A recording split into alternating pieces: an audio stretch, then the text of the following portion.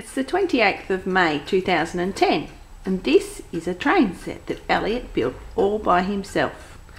He started with a turntable and he added a level crossing and a crane and a tunnel and another tunnel and a little yellow tunnel and a bridge, and there's the train with some carriages and the hippopotamus. There.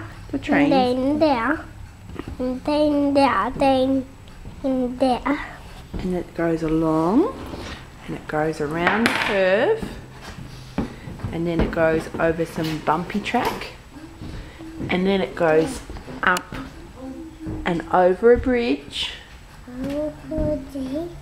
and down the bridge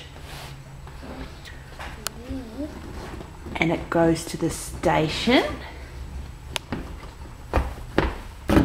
and then it goes up the bridge, over the bridge, forks in two, past a tree, up the bridge, down the bridge, and then there's some stop signs. Who made the train, Elliot? The track? Elliot.